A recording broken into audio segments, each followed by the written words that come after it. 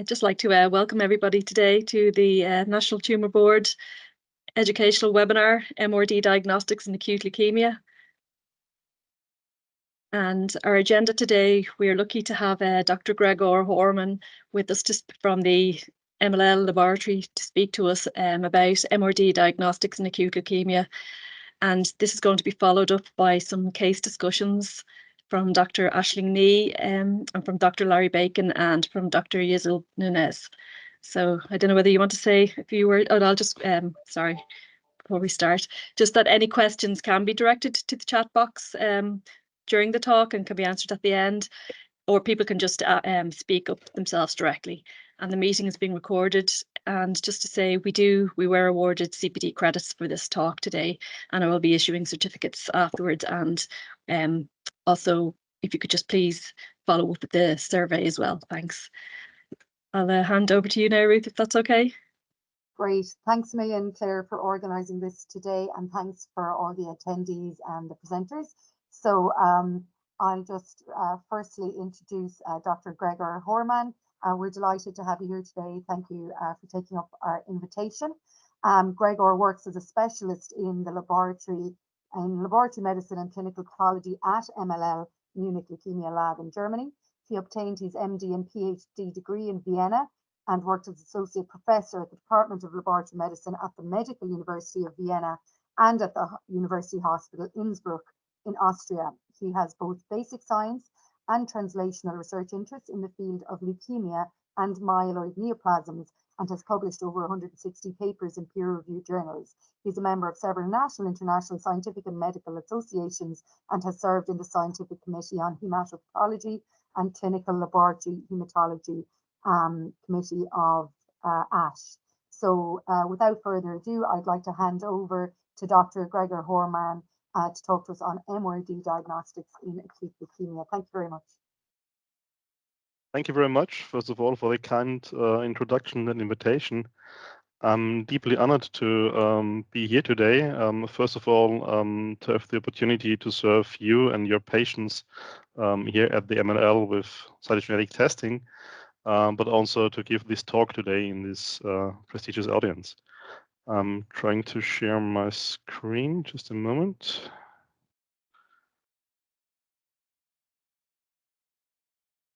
Yep, perfect.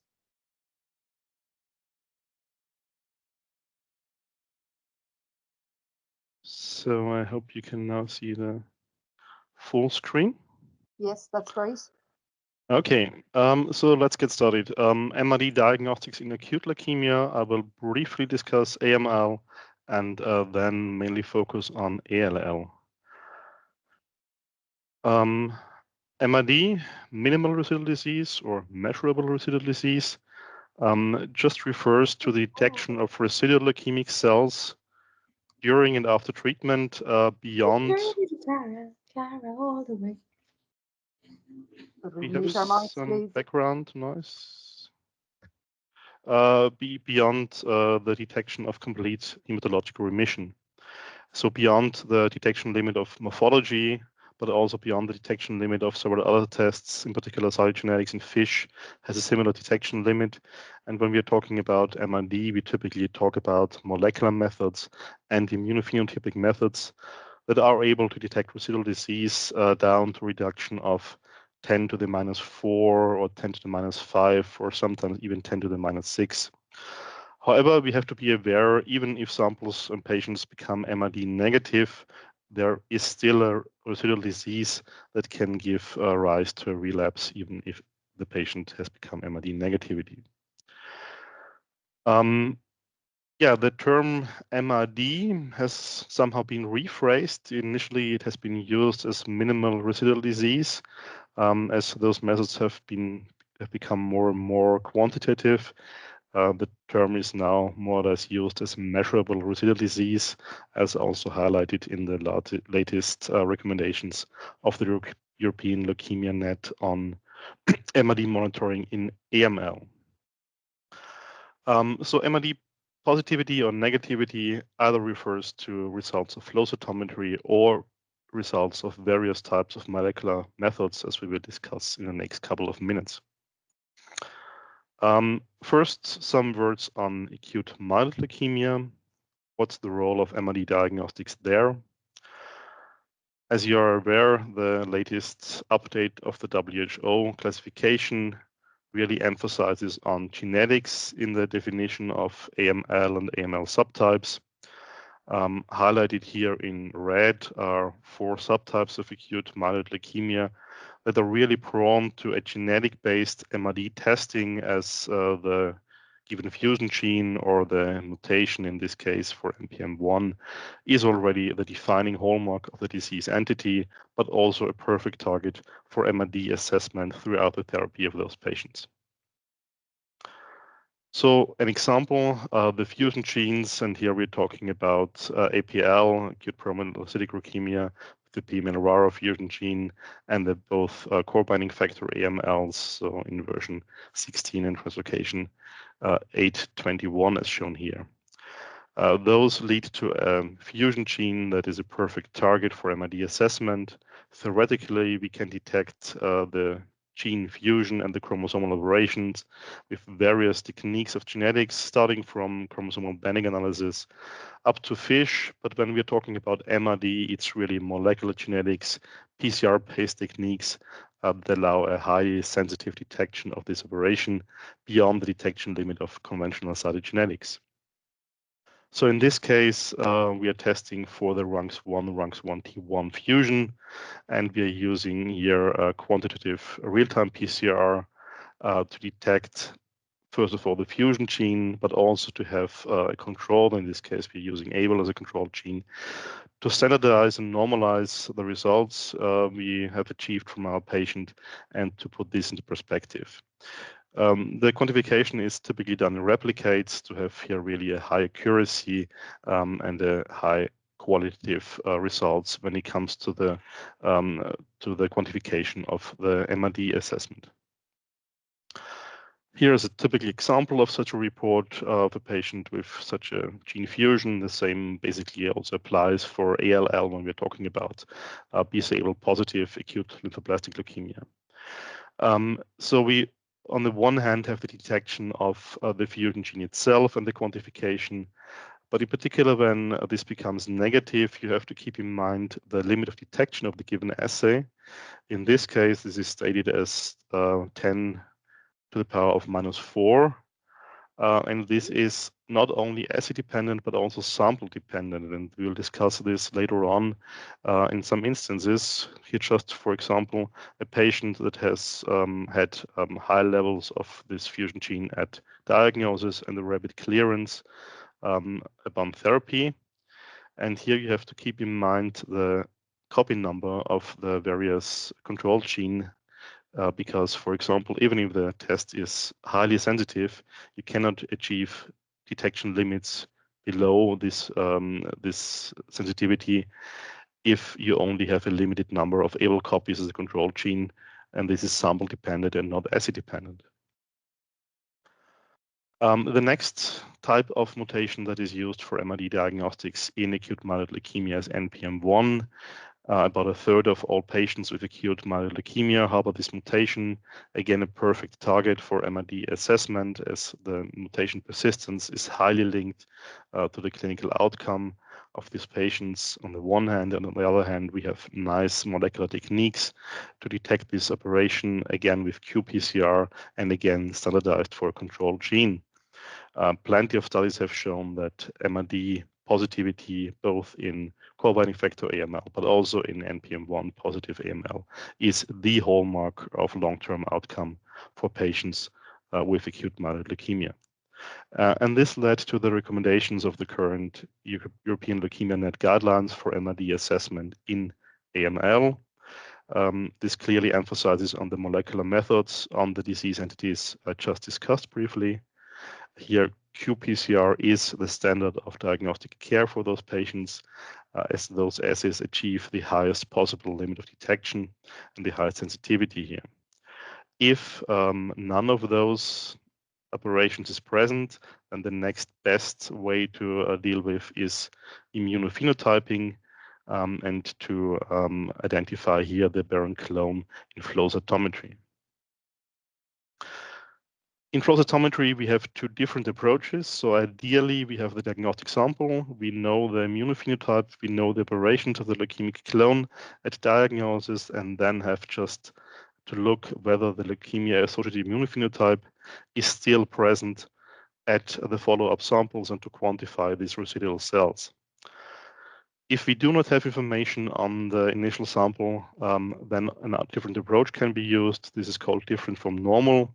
However, this becomes more of a guess and is not as straightforward. So we really emphasize on the sending of the diagnostic sample for a straightforward application of MRD diagnostics. This is true both for AML, but also for ALL. There's an ongoing discussion and an emerging field of NGS-based MRD diagnostics in AML, so all the other mutations that can theoretically be used as a target. A number of studies has shown that it is clinically meaningful, typically NGS-based limits of detection of about 0.1%, so 10 to the minus 3 are used for detection of MRD-based NGS-based MRD in AML. We have to keep in mind that this is not feasible for all mutations that can persist. In particular, the chip-associated mutations in DNMT3A, TET2, and ASXL1 are not clinically meaningful, as they often persist in patients after remission of the leukemic clone without clear clinical evidence of relapse. NGS-based monitoring in AML has been shown to additionally achieve a clinical meaningful output in addition to flow cytometry and to really identify patients with the lowest relapse when both methods are negative. So much about a short introduction on MRD diagnostics in acute myeloid leukemia. What about ALL? In the diffuse lymphoblastic leukemia, the field of MRD diagnostics is a little bit different. MRD diagnostics has been well established for a long period for the vast majority of patients with AML, whereas it just emerged for nearly all patients with acute myeloid leukemia. So in ALL, we have to discriminate, of course, B lineage and T lineage ALL. This is the number of the German study. In our hands, we typically receive patients from adult patients, and we have only a rare number of pediatric patients. And here, the common B-ALL and here BCR positive BLL is an important hallmark of our patient cohort. The WHO classification and also the ICC classification of 2022 again emphasized here on genetic findings to define subgroups in acute lymphoblastic leukemia. Many of those are defined by their genetic abnormality that can be detected with methods of conventional cytogenetics, FISH, but also gene expression profiling.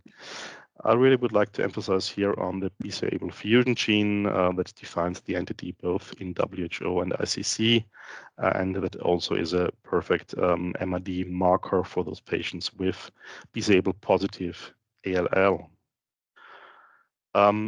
Just a brief mentioning on the various diagnostic techniques that are applied at the MLL to detect all those operations that define subgroups of acute lymphoblastic leukemia. BCR-ABL is, as highlighted here, one that can be detected via chromosomal embedding analysis, FISH, and molecular genetics, but also with methods of genome sequencing. Others are more complicated to detect, and we are really applying now whole transcriptome sequencing to also identify the rare subgroups of BCP ALL at initial diagnostics. MRD in acute lymphoblastic leukemia, well, it's well established as the strongest independent prognostic factor, in particular in adult ALL, but also in pediatric ALL. We have two different approaches to identify here MRD positivity and to quantify the MRD level. One is, again, flow cytometry, and the other are various molecular methods. Fusion genes, in particular BCR-ABL, is a hallmark for detection and quantification of MRD in ALL. However, only about 20 to 25% of patients overall are applicable for fusion gene-based MRD diagnostics, a little bit more in the adult patient cohort. On the other hand, we have the patient-specific clonal rearrangement of either the immunoglobulin genes or the T-cell receptor genes that can be used for minimal residual disease detection. And here we will discuss in a couple of minutes various molecular techniques that can be applied. The sensitivity of methods applied here depends on the methodology, but also, as discussed for the EML, on the time point and on the quality of the sample. So 10 to the minus 4 is what we at least need to achieve. 10 to the minus 5 can be achieved with optimal quality of the sample and some of the tests. 10 to the minus 6 is a goal that will not be achieved for many of the samples and also not for many of the tests that are applied here. So typically we are talking about 10 to the minus 4 to 10 to the minus 5 for a routine diagnostic sample in MRD assessment for ALL. MRD information is, of course, also used for guidance of therapy of our patients, including the application of novel targeted drugs. The clinical value of MRD, I will only briefly emphasize. This is an example of a meta-analysis combining more than 10,000 patients with acute lymphoblastic leukemia, clearly showing the prognostic value of MRD detection, MRD positivity or negativity, both for event-free survival and overall survival, and both for pediatric and adult patient cohorts. So a clear-cut picture, and MRD has become the most important predictor of long-term survival for patients with ALL. This also led to guidance of management for ALL patients. I will only briefly cover this. This is one example of the American guidelines for detection of MRD and how this is implicated in the maintenance and management of patients. We have the regular follow-up monitoring if MRD negativity is achieved. However, positivity for MRD is definitely considered as a high-risk disease, and then MRD becomes relevant both for the pre-transplant therapy and also for the post-transplant long-term monitoring of the patients. So really all aspects of management of patients with ALL clearly focus on detection and quantification of MRD in the patient. What about the techniques, the pros and cons?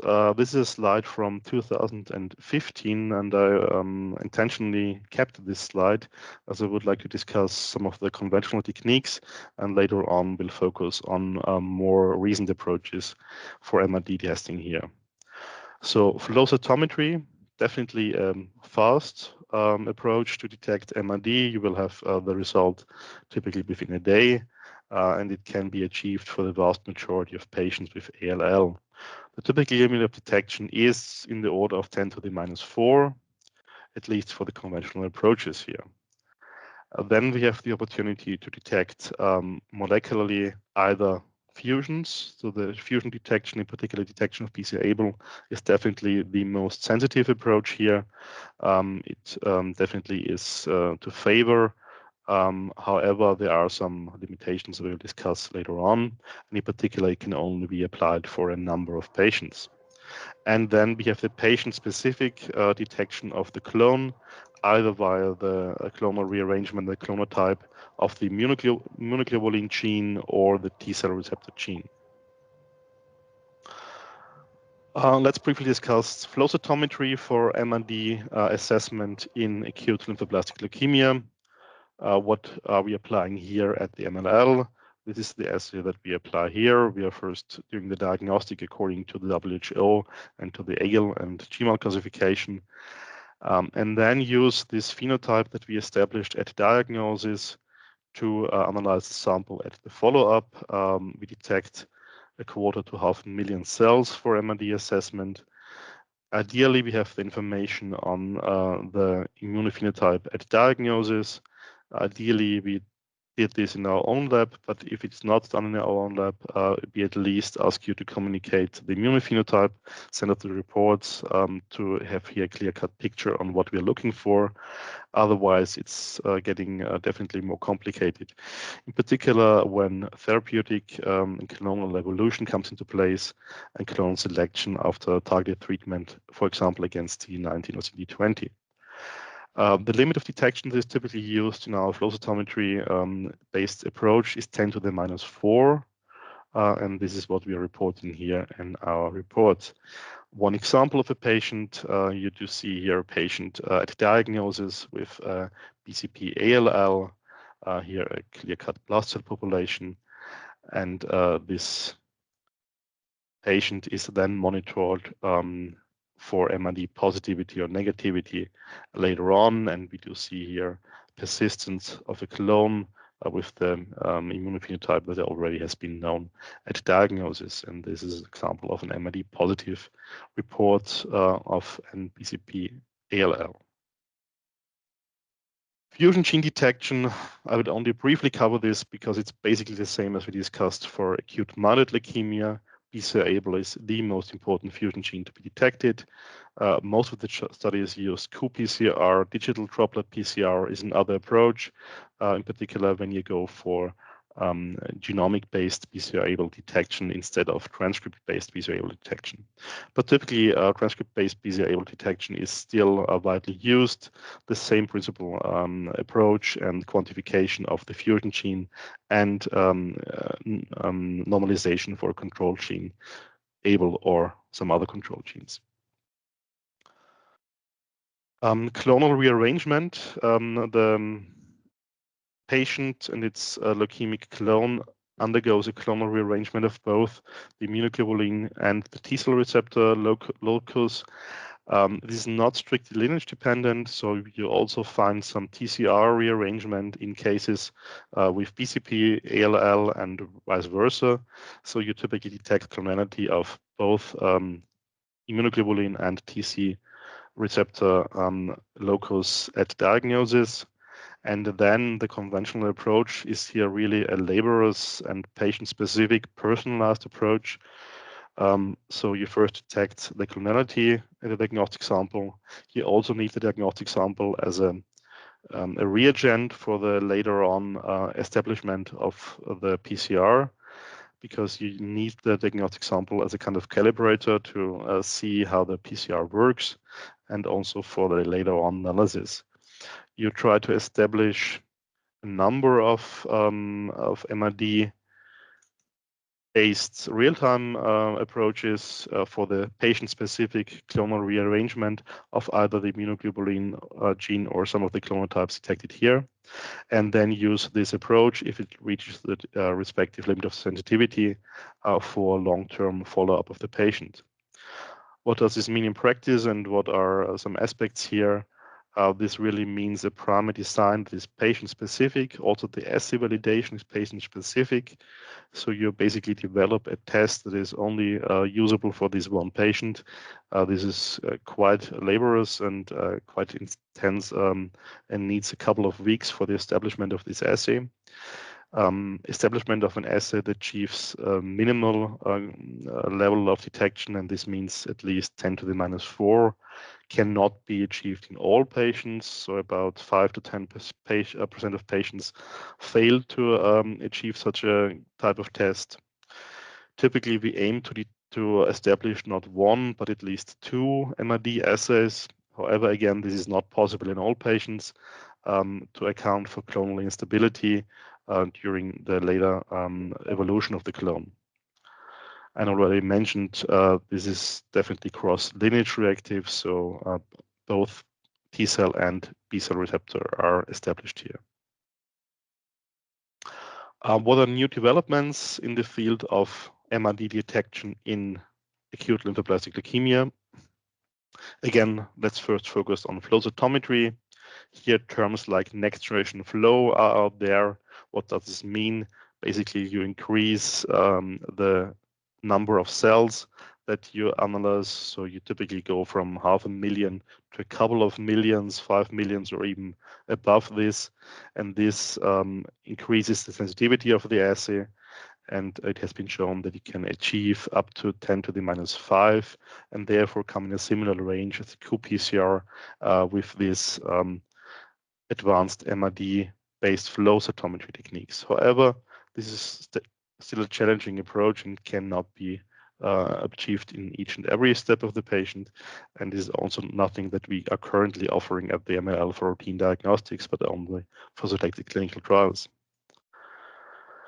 Another ongoing question is how does targeted therapy influence the detection quality, in particular if samples become, for example, CD19 negative after targeted therapy for CD19. Yes, it is an issue, but it can be taken into account, and it is helpful to know what treatment the patient has received, and with a little bit adoption of the gating strategy, you can achieve the similar detection in patients without those targeted therapy approaches.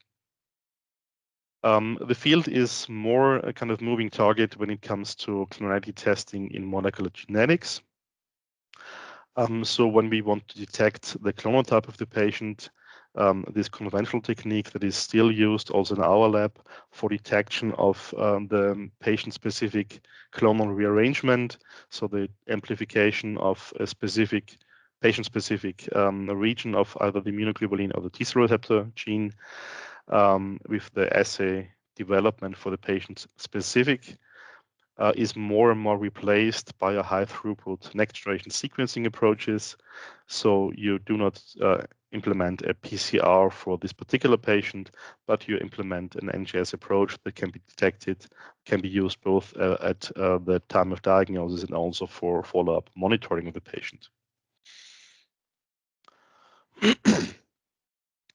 So NGS-based analysis of the immunoglobulin locus and the TCR-based locus is first of all straightforward, but it needs a lot of bioinformatics to really get the correct clonotypes and also correction of normal clonotypes that are more abundant in some reactive stages. From a theoretical point of view, you would just quantify the clonotype at diagnosis, and here, for example, we have two rearrangements that are highly abundant at diagnosis, and exactly this aberrations of these clonotypes are then just quantified during follow-up to see how the abundance of this clonotype behaves, and this can be used for a direct MRD assessment. There are a number of approaches out there, some commercial, some from labs that just do their own tests, and some lab-developed tests. One example of clinical validation recently published for an NGS-based MRD assessment, in this case in the pediatric cohort of PCP-ALL. In this cohort, we have a nice correlation overall between a qPCR-based approach and an NGS-based approach. However, the NGS-based approach here showed some advantage, in particular when it comes to the specificity of low-level positive samples, where some immune reactive changes could be excluded, and this helped to improve the clinical output of the patient cohort. Detection limits of those NGS-based assays are a matter of discussion. Typically, you achieve 10 to the minus 4, 10 to the minus 5, but it depends on the sample. There are claims to detect routinely 10 to the minus 6. This is one of the assays that heavily claims the detection of 10 to the minus 6. It's basically the same principle of detection of the clonotype, first diagnosis, and then quantification of the clonotype at relapse. Some studies have shown that it is theoretically possible to detect 10 to the minus 6. However, you have to keep in mind the input material, and this is something that is typically achieved in a very idealized setting where you use cell lines and a vast amount of DNA input. For example, 10 to the minus 6 is only achieved here if you use about 20 microgram DNA as an input, and this is not possible to obtain for each and every patient at MRD monitoring of PCP ALL, in particular in the first stages after treatment when the patient is rather leukopenic. This is, for example, here an theoretical answer for this question. So what can be achieved? What are theoretical limits of detection? You typically need to have more coverage than you would think about. You typically need 3 times the higher input of DNA or cells than your detection limit is. And this also in a very idealized world translates to at least 20 microgram input to detect 10 to the -6. And if you would like to go even beyond this, you come to DNA inputs that are definitely not achievable from a patient perspective. Some other recent topics, MRD detection in Philadelphia positive ALL. So here PISA-ABL is the current gold standard. It's a well-established assay that can be used for both detection and quantification of samples from patients with chronic myeloid leukemia, but also ALL. Of course, you have to keep in mind the P210 versus P190 breakpoint and the various fusion transcripts, but this is typically well established in a number of labs and therefore well established for the management of patient and therapeutic guidance. However, during the last couple of years, there has been an ongoing discussion whether or not the inclusion of additional immunoglobulin and T-cell receptor gene monitoring can be helpful. The rationale for this has been some studies with discrepant results between PISA-ABL monitoring and immunoglobulin monitoring. And some of the patients have been described as a more CML-like biology with a multi-lineage involvement of PISA-ABL. And here, PISA-ABL positivity can be a little bit overestimated, and maybe, but this is not definitely answered, addition of immunoglobulin and T-cell receptor can help in the clinical decision making. Another interesting finding that has been very recently published is that there may be different outcomes depending on the immunoglobulin locus you use for MRD detection. Typically for the NGS-based approaches, immunoglobulin heavy chain gene, the IgH, is used, and this is typically in about 85 to 90% of the patients also informative. In principle, you can also use the light chain loci, so kappa and lambda, for additional MRD monitoring. However, in this rather large study, there has been no additional meaning of including immunoglobulin, kappa, and lambda in addition to IgH for MRD assessment in those patients. So these are some of the current discussions on MRD diagnostics from a technical and diagnostic point of view. So with this, I would like to summarize my introduction in MRD diagnostics from a technical and diagnostic point of view in acute leukemia. It's definitely of increasing importance for the prognosis and the treatment and management of older patients, both with AML and ALL. For acute myeloid leukemia, number one is definitely the detection of the fusion genes and NPM1 mutation, typically done by molecular methods, in particular qPCR. For all other cases, flow cytometry is the way to go, and NGS is in a kind of translation from a clinical, from study perspective to a clinical perspective. We are currently implementing large-scale NGS-based MRD diagnostics for AML at the Munich Leukemia Laboratory. For acute lymphoblastic leukemia, both flow cytometry and molecular methods are out there. Very sensitive approaches can be used if the fusion gene, in particular PISA-ABL, is present. Otherwise, the molecular way to go is the clonotype of the patient in the immunoglobulin or T-cell receptor locus. And here, patient-specific PCR becomes more and more replaced via NGS-based protocols. At the MLL, we're currently still using the patient-specific PCR. We will most likely switch to NGS-based MRD diagnostics by end of this year. So with this, I would like to end with some practical comments from a laboratory perspective. So the diagnostic sample is definitely helpful, if not mandatory, for some of the tests. So for example, if the initial immunophenotyping has been done in other lab, at least send us a report that can be used then for proper assessment of the aberrant immunophenotype at the follow-up sample. The sensitivity is not only dependent on the assay, but also on the specific time bound and quality of the sample we are getting. And this means we do need quite some amount of the sample for some of the patients, in particular when the patient is rather leukopenic and the bone marrow is rather empty. And also information on targeted therapy, not only CD19, but for example, is useful to give this information also to the laboratory. So with this, I would like to stop here, and I'm happy to take questions, first of all, on the methodology, and then to discuss the clinical cases you have prepared. Thank you very much, and I'm happy for participating on the web discussion. Fantastic. Thank you, Dr. Hoermann. So if there are any questions there, if anybody wants to raise their hands or type in the chat, I can read them out. It's a very clear overview. So could I just ask one quick question? So do you comment on a kind of a minimal cellularity depending on the MRD you're reporting? Do you look for that when you're reporting out your MRD test for flow? Yes, so for flow, we typically achieve the cellularity, and this is something where this is not so much the issue with this 10 to the minus 4 assay we are currently using.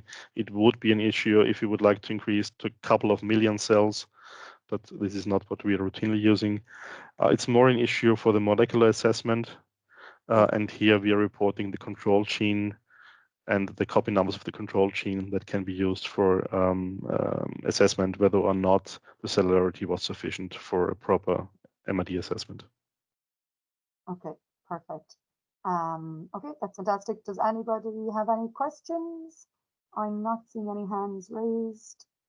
We can move on to the cases if not, and people can be thinking of their questions. Ruth, yes, it's Sanjay here. I had raised my hand, but I then inadvertently pulled it down as well. Thank you, Dr. Hoermann, for a very comprehensive talk.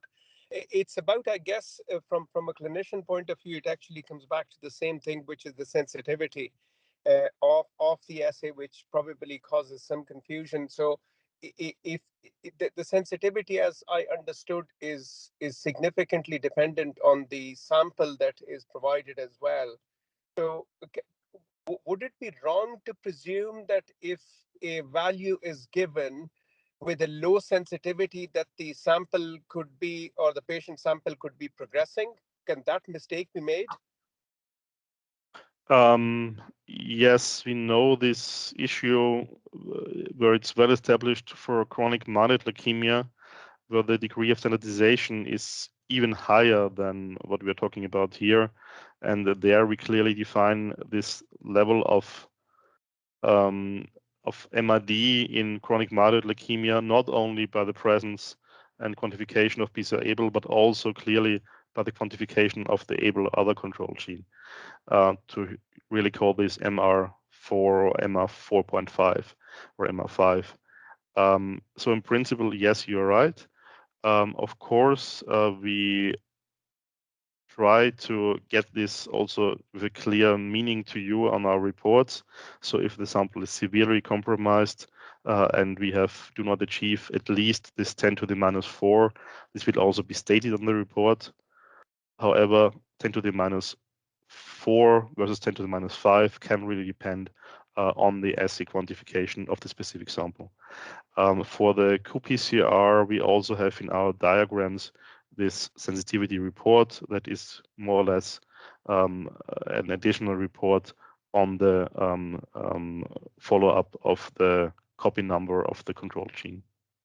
Thank you very much. Thank you. That's very clear. Thanks a lot.